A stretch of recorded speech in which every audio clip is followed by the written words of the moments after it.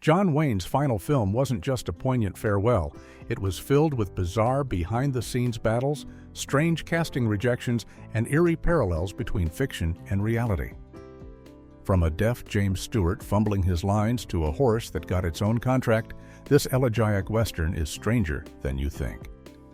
Here are the 15 weird facts you didn't know about The Shootist. Fact 1. 5 major stars rejected the role. First, the lead role of aging gunfighter J.B. Brooks in The Shootist had a surprisingly difficult journey to John Wayne's hands, with 5 major Hollywood stars turning it down before Wayne was even seriously considered.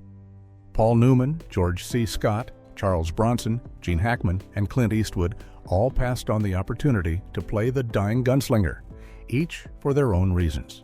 Newman reportedly felt the character was too dark and melancholic for his screen persona at the time, while Eastwood was focused on building his own directorial career and didn't want to commit to another Western. George C. Scott had grown tired of Western roles after his experiences on previous films, and both Bronson and Hackman simply weren't interested in the material. The producers were initially hesitant to approach John Wayne because of serious concerns about his health and whether he could handle the physical demands of the role. Wayne had undergone major surgery for lung cancer in 1964 and had various other health issues throughout the 1970s. The studio executives worried that insuring Wayne for the production would be prohibitively expensive and that he might not be able to complete filming. However, after all the rejections from younger, healthier stars, the producers finally offered the role to Wayne, who immediately saw the poetic symmetry in playing a legendary gunfighter facing his own mortality.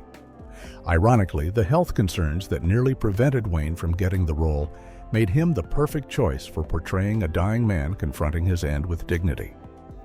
The role would become Wayne's final film performance and one of his most critically acclaimed, proving that sometimes the right actor finds the right role through the most unexpected path of rejections and second choices. Fact 2. Wayne insisted no one could take him. John Wayne's fierce protection of his on-screen image led to one of the most significant changes in The Shootist's ending, demonstrating just how seriously the Duke took his larger-than-life persona. In the original script adaptation of Glendon Swarthout's novel, the teenage character Gillum Rogers, played by Ron Howard, was supposed to deliver the final killing shot to Wayne's dying gunfighter J.B. Brooks during the climactic saloon shootout. This would have created a poignant passing of the torch moment, with the young man learning Brooks's lessons and ultimately avenging his death. However, when Wayne read this ending, he absolutely refused to film it as written. The star bluntly told director Don Siegel that the scene was unacceptable because, in his words, no one could ever take John Wayne in a fair fight. Wayne believed that his decades-long screen persona as an invincible Western hero could not be compromised, even in his final film where his character was literally dying of cancer.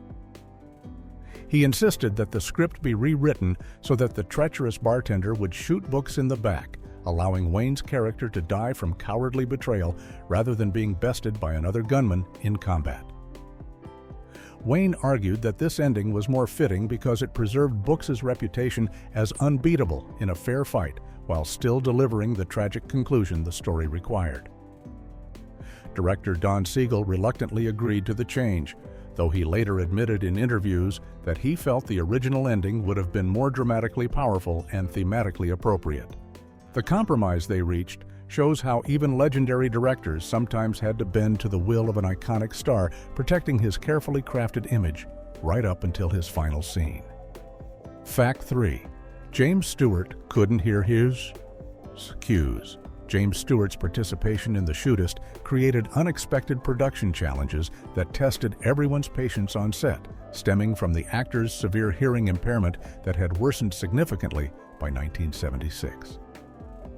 Stewart, playing the kindly Dr. Hostetler who delivers Brooks's cancer diagnosis, struggled terribly with the acoustics on the hollow sound stages used for interior scenes. The sound bounced and echoed in ways that made it nearly impossible for Stewart to hear his cues or follow the natural rhythm of conversations with Wayne. This led to numerous blown takes where both veteran actors would miss their marks, stumble over lines, or fail to respond at the right moments. Director Don Siegel, known for his no-nonsense approach and efficient shooting style, grew increasingly frustrated with the constant retakes and delays. At one point, Siegel openly accused both Wayne and Stewart of not trying hard enough and suggested they weren't taking the production seriously. This criticism deeply offended both actors, who were genuinely struggling with physical limitations rather than showing any lack of professionalism. Wayne, ever protective of his old friend, defended Stewart and explained the hearing situation to Siegel, though tensions remained high on set. The crew tried various solutions, including using visual cues and having assistants stand closer to Stewart to provide additional signals, but the problems persisted throughout filming of their scenes together. Stewart's hearing issues were so pronounced that this would be one of his final film roles before essentially retiring from cinema. The irony wasn't lost on anyone that two of Hollywood's most legendary and professional actors were being criticized for technical difficulties completely beyond their control, all while trying to create meaningful performances in what would be historically significant final chapters of their careers. Fact 4. Wayne demanded his horse. Get star billing, John Wayne's devotion to his horse Dollar went far beyond normal writer-mount affection and actually influenced significant aspects of the Shootist's production and screenplay. Wayne had ridden Dollar, a beautiful chestnut gelding, in numerous films throughout the late 1960s and early 1970s, and the two had developed a deep bond that Wayne considered sacred. When negotiations began for the Shootist, Wayne insisted that specific provisions be written into his contract regarding Dollar's involvement in the film. He demanded that the screenplay include multiple scenes where his character J.B. Brooks would refer to his horse by name, ensuring that Dollar received proper recognition on screen rather than being treated as just another anonymous movie horse. The writers had to revise dialogue to accommodate these references, working Dollar's name naturally into conversations and scenes. Wayne went even further by securing an exclusive writing contract that prohibited any other actor from mounting Dollar during the production or in any future films. This meant that in scenes where other characters needed to handle Brooks's horse, they could only lead Dollar by the reins or stand near him, never actually sitting in the saddle. The production team found this restriction somewhat excessive, but they honored Wayne's wishes out of respect for the aging star and recognition that this would be his final film. Wayne personally supervised Dollar's care on set, often visiting the horse between takes and ensuring his comfort in the Nevada heat. Some crew members joked that Dollar received better treatment than some of the human cast members, with Wayne checking on the horse's water, shade, and rest more frequently than he worried about his own health. Fact 5. A 21-year-old played a teenager. The casting of Ron Howard as teenager Gillum Rogers in The Shootist involved a significant age discrepancy that most viewers never noticed, though it perfectly illustrated Hollywood's long tradition of using older actors to portray younger characters. Ron Howard was 21 years old during filming in 1976, yet he was playing a character written as a teenage boy, probably around 16 or 17 years old. Howard's youthful appearance and slight build helped sell the illusion, though careful viewers might notice his mature voice and bearing in certain scenes. The production team was confident that Howard could pull off the younger age because he had spent his entire life playing characters younger than his actual age, starting as a child actor on The Andy Griffith Show and continuing through his teenage years on Happy Days. Interestingly, the age discrepancies in The Shootist extended beyond just Howard's casting. John Wayne's character J.B. Brooks has a tombstone at the end of the film that lists his birth year as 1843 and death in 1901, making Brooks 58 years old when he dies. However, John Wayne himself was actually 69 years old during production, a full 11 years older than the character he was portraying. The filmmakers made no real effort to make Wayne look younger, instead embracing his weathered, aged appearance as fitting for a man dying of cancer. These age inconsistencies reflect the practical realities of Hollywood casting, where finding the right actor for a role often matters more than perfect age accuracy. Howard brought the right mix of youthful enthusiasm and dramatic capability to play Guillaume's journey from hero worship to disillusionment, while Wayne's actual age added authentic gravitas and mortality to Books' final days. Neither actor's real age diminished their performances, proving that good acting transcends simple demographic accuracy. Fact 6. Wayne claimed he never shot anyone in the back. John Wayne's commitment to his heroic screen image reached almost mythological proportions during the Shootist's editing process, leading to a confrontation with the filmmakers over a scene that challenged his carefully maintained persona. When Wayne viewed the rough cut of the film, he noticed a scene where his character, J.B. Books, shoots one of the villains from behind during the climactic saloon gunfight. Wayne immediately demanded that the scene be removed or reshot, making an emphatic declaration that stunned the editing room. He claimed that throughout his entire career, spanning more than 250 films, he had never shot a man in the back because it would betray everything his screen persona represented about honor, fair play, and the code of the West.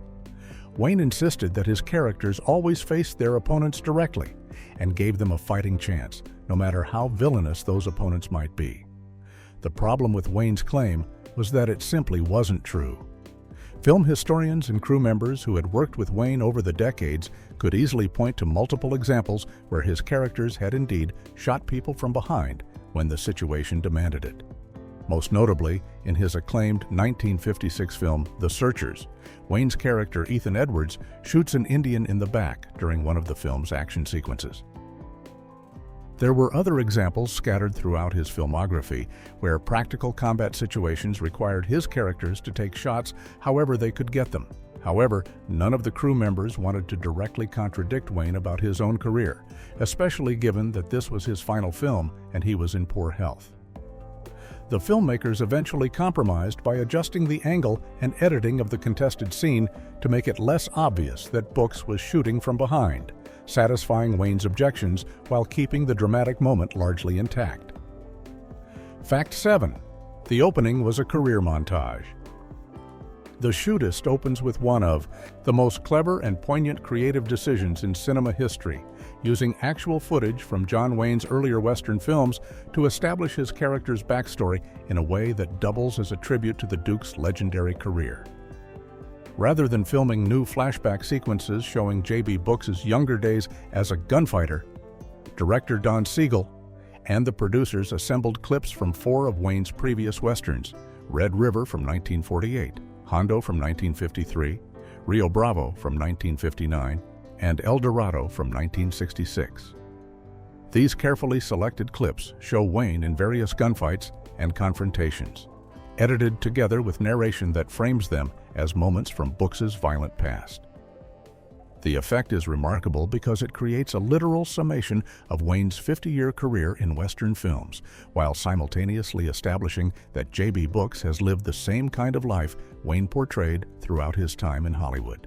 The audience watches the younger, vigorous Wayne of previous decades before the film cuts to the aged, dying Wayne of 1976, making the passage of time and approaching mortality feel viscerally real. This metatextual approach adds layers of meaning to every scene, as viewers can't help but see both the character Books facing his end and the actor Wayne approaching the conclusion of his remarkable career. The technique also solved practical production problems, as Wayne's health issues made filming extensive action sequences difficult or impossible. By repurposing existing footage, the filmmakers could show Books as a formidable fighter in his prime without requiring Wayne to perform physically demanding stunts. The opening montage transforms The Shootist from simply being Wayne's last movie into something deeper, a meditation on legacy, aging, and the end of an era, both for the character and the Western genre itself. Fact 8. Wayne blamed King Kong for poor box office. John Wayne's final film became the center of a bitter dispute between the star and Paramount Pictures over marketing priorities that Wayne believed sabotaged The Shootist's commercial potential. Paramount released 2 major films in the summer and fall of 1976, The Shootist and a big-budget remake of King Kong starring Jeff Bridges and Jessica Lange. The studio made the strategic decision to concentrate the majority of its marketing budget and promotional efforts on King Kong, which they believed had better blockbuster potential with younger audiences and international markets. This meant that The Shootist received relatively modest advertising support, fewer television spots, and less prominent theatrical placement in major markets. Wayne was absolutely furious when he learned about this allocation of resources. He felt betrayed by Paramount and believed the studio was disrespecting both him personally and the quality of The Shootist as a film. Wayne publicly blamed Paramount's decision to prioritize King Kong for The Shootist's disappointing box office performance. The film earned respectable numbers but fell short of expectations, especially given Wayne's star power and the critical acclaim the film received. Wayne argued that with proper marketing support, The Shootist could have been a major commercial success and a fitting capstone to his career. He gave interviews where he expressed his frustration with studio executives who he felt had abandoned traditional westerns in favor of chasing trends and special effects spectacles. The irony is that King Kong, despite Paramount's heavy investment, turned out to be a critical disappointment and only a moderate commercial success, though it did outperform The Shootist at the box office. Wayne never forgave Paramount for what he saw as a betrayal, and the dispute remained a sore point for him during the final years of his life. Fact 9. Production shut down for Wayne's influenza. The Shootist's production faced a potentially catastrophic crisis when John Wayne fell seriously ill with influenza partway through filming, an event that raised genuine concerns about whether the movie could be completed at all. Wayne collapsed on set after several days of pushing through what he initially dismissed as a minor cold or fatigue. His condition rapidly deteriorated, and he was rushed to a hospital where doctors diagnosed severe influenza complicated by his compromised immune system and previous health issues, including his history of cancer. The severity of Wayne's illness forced a complete shutdown of production for 2 full weeks while he remained hospitalized and under close medical observation. The production team faced an agonizing dilemma as doctors debated whether Wayne would recover sufficiently to return to work or whether his weakened condition meant he might never be able to complete the film. Insurance companies were contacted, alternative plans were quietly discussed, and there was genuine fear that Wayne's final movie might remain forever unfinished. The studio had already invested substantial money in the production, and without Wayne, there was no Shootist. The entire project would have to be abandoned. Director Don Siegel visited Wayne in the hospital and later described finding the actor looking frighteningly frail but absolutely determined to finish what he'd started. Wayne's competitive nature and professional pride wouldn't allow him to leave a film incomplete, and he pushed himself to recover despite doctors' warnings about taking things slowly. After 2 weeks, Wayne insisted on returning to set against some medical advice, though the production schedule was adjusted to give him more rest between scenes and shorter working days. The crew noticed that Wayne tired more easily after his illness and occasionally needed oxygen between takes, but he stubbornly completed every scene required of him. Fact 10. A real trolley from the Mexican border. The charming horse-drawn trolley that appears in several scenes of The Shootist wasn't built as a movie prop, but rather was an authentic piece of transportation history with its own fascinating story connecting 2 nations. The production team discovered this genuine turn-of-the-century trolley car that had once operated along the border between El Paso, Texas and Juarez, Mexico, shuttling passengers back and forth across the Rio Grande during the early 1900s. This trolley represented a unique moment in border history when movement between the 2 cities was casual and frequent, long before modern immigration concerns and border security transformed the crossing into something far more complex. The trolley had been preserved by a collector of historical transportation equipment, and the production designers recognized it as a perfect fit for establishing the 1901 setting of The Shootist. Rather than building a replica, which would have been expensive and time-consuming, they negotiated to rent and transport the actual historical trolley to the filming locations in Carson City, Nevada. The trolley's authentic details, weathered wood, period metalwork, and genuine construction from the correct era gave the film a level of historical accuracy that would have been nearly impossible to replicate with modern prop-making techniques. The production team had to exercise extreme care when using the trolley since it was a genuine antique, ensuring that the horses pulling it were well-trained and gentle and that the vehicle wouldn't be damaged during filming. Some of the trolley scenes required multiple takes. And there was constant concern about preserving this piece of history while also getting the shots the director needed. The trolley's presence in the film adds an unspoken authenticity to the street scenes, giving viewers a glimpse of genuine period transportation rather than a Hollywood approximation of how things looked. Fact 11. Wayne used the film for a cancer PSA. John Wayne's personal battle with cancer led him to use his final film as a powerful platform for public health advocacy in a way that blurred the lines between his fictional role and his real-life experience. After completing The Shootist, Wayne agreed to appear in a public service announcement for the American Cancer Society that made direct use of footage from the film in a surprisingly emotional and effective way. The PSA opened with the scene from The Shootist where Dr. Haus Hostetler, played by James Stewart, delivers the devastating diagnosis to Wayne's character, J.B. Brooks, telling him that he has advanced cancer and limited time to live. After showing this powerful moment from the film, the PSA then cut to Wayne himself, speaking directly to the camera as John Wayne the man rather than J.B. Brooks the character. Wayne told viewers that he had enacted the same scene in real life 12 years earlier when he received his own cancer diagnosis in 1964 after doctors discovered a tumor in his lung. Wayne used his characteristic straight-talking style to encourage people to get regular checkups, watch for warning signs, and not delay seeking medical attention if they noticed symptoms. He emphasized that early detection had saved his life and given him 12 additional years of work and time with his family. The PSA was remarkably frank for its time, with Wayne showing no embarrassment or reluctance to discuss his illness publicly at a time when cancer was still often spoken about in whispers. The powerful combination of the fictional diagnosis scene and Wayne's real testimony created one of the most memorable and effective celebrity health campaigns of the 1970s. The fact that Wayne would die of cancer just 3 years later in 1979 adds another layer of poignancy to both the PSA and his final film performance. Fact 12. Streets were covered and imported.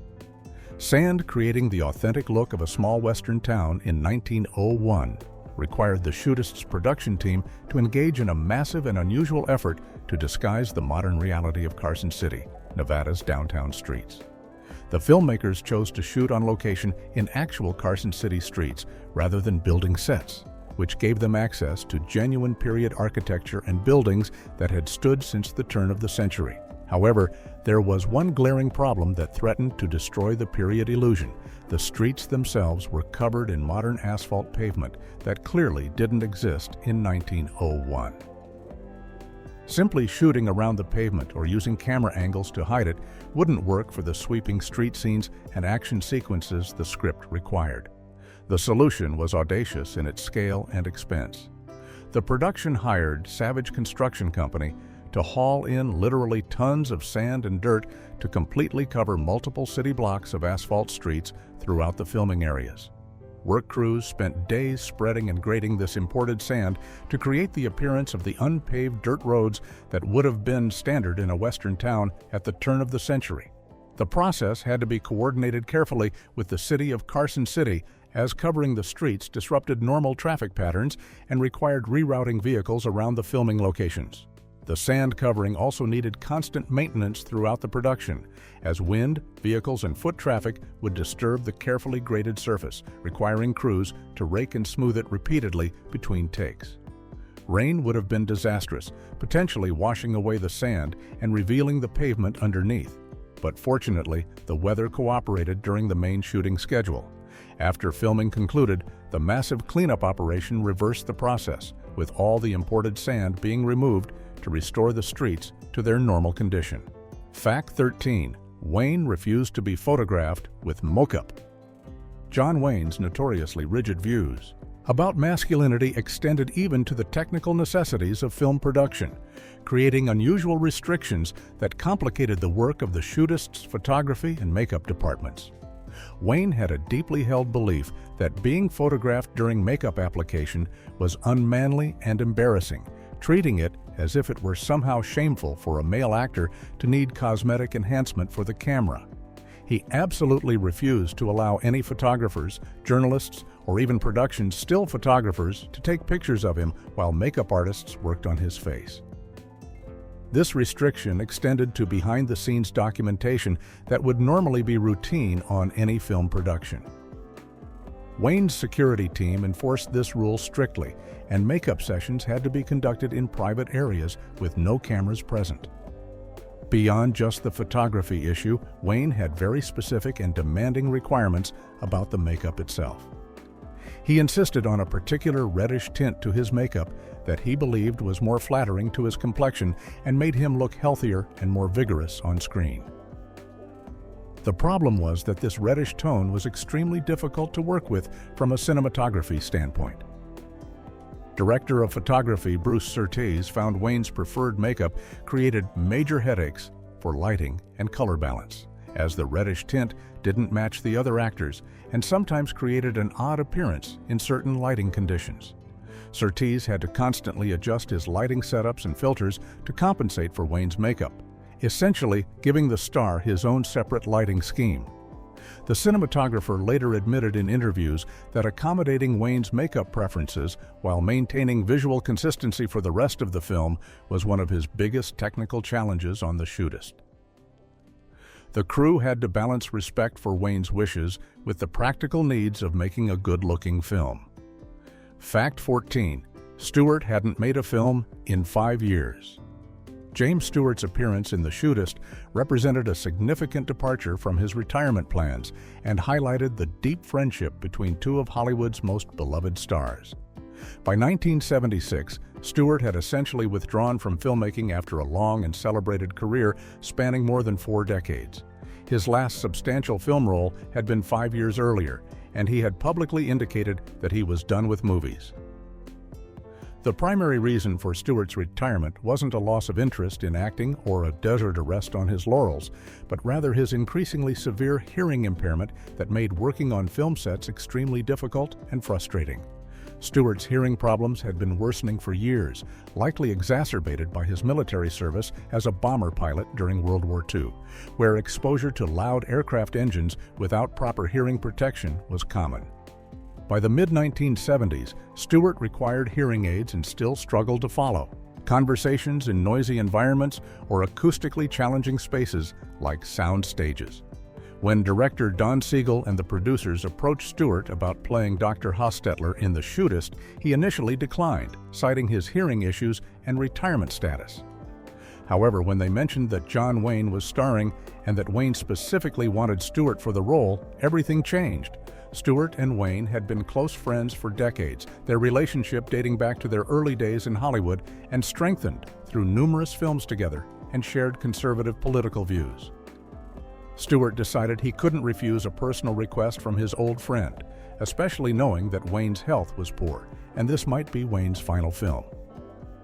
Stewart agreed to come out of retirement for what would be a relatively small supporting role, essentially doing a favor for Wayne, rather than for any professional or financial reasons. Fact 15. Ricky Nelson appears via flashback. The opening montage of The Shootist includes a surprising cameo from singer and actor Ricky Nelson, though Nelson had no involvement whatsoever in the production of the film itself. Nelson's appearance comes through archival footage taken from Rio Bravo, the classic 1959 Western directed by Howard Hawks that starred John Wayne, Dean Martin, and Nelson in major roles. When the filmmakers assembled clips from Wayne's earlier Westerns to create J.B. Brooks's backstory, they pulled several scenes from Rio Bravo, which was natural given that it was one of Wayne's most successful and beloved films. Some of these clips happen to include Nelson, who played the young gunfighter Colorado Ryan in that film. The brief glimpses of Nelson in The Shootist's opening create an interesting multi-generational connection as the montage spans Wayne's career from the 1940s through the 1960s. By 1976, when The Shootist was released, Nelson's own acting career had largely faded as he focused primarily on his music career and touring.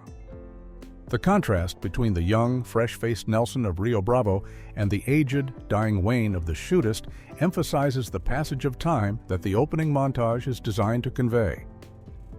Nelson joins a small group of actors, including Dean Martin and Walter Brennan, who appear in The Shootist solely through this archival footage device. For fans of Rio Bravo, seeing these brief clips 17 years after that film's release added an extra layer of nostalgia to The Shootist's already elegiac tone. Nelson's unintentional participation in Wayne's final film connects two different eras of Western filmmaking and reminds viewers of the genre's evolution from the 1950s through the 1970s.